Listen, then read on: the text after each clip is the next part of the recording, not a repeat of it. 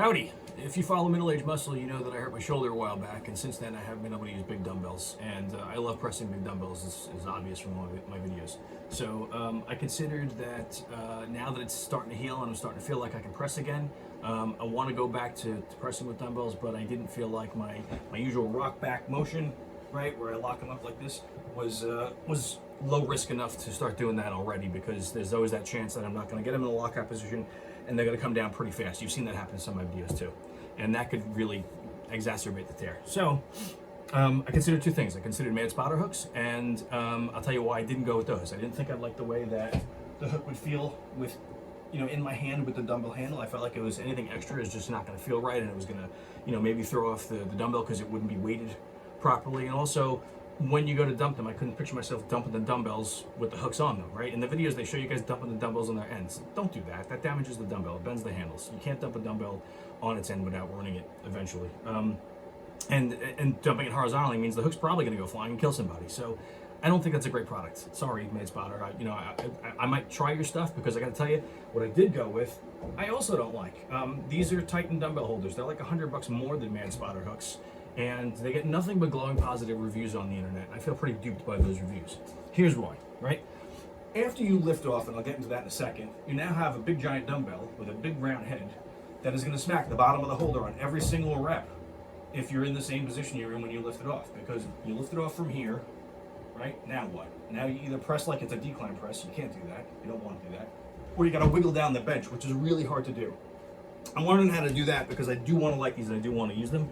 But wiggling down the bench with big giant dumbbells over your head, it feels almost more risky than that lift-off maneuver. So if you were thinking about getting these, or you're thinking about getting some Mad Spotter hooks, I think the people who write these great reviews are the people who want to feel good about their purchase, or maybe they got them for free. I don't know. All I know is I dropped some coin on this, and I'm here to tell you that neither that nor the Mad Spotter is a perfect solution. Honestly, I think if you're using big dumbbells, use weight you can manage.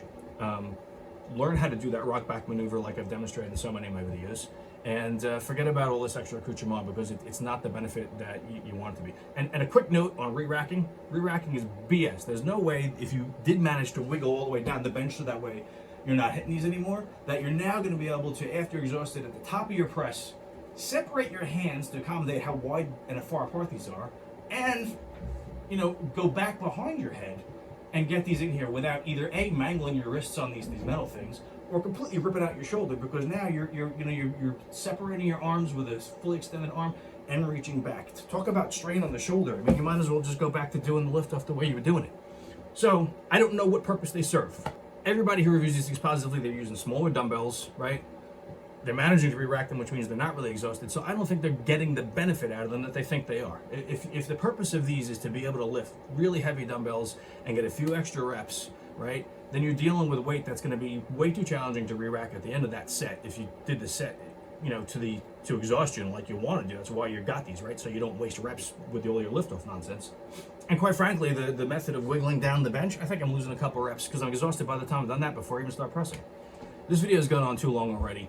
I hope I can get it up in chopped up segments or something, but I wanted you to hear that, and I wanted you to see some of the videos that are going to come after this that demonstrate basically the calamities I've had already trying to use these things. And if you disagree, please drop a comment. If you love this product or you love spotter hooks and you think you have some advice for me, I want to hear it, because I'm looking for a way to still use my big dumbbells with an easier lift off, and so far I haven't found that. So rant over.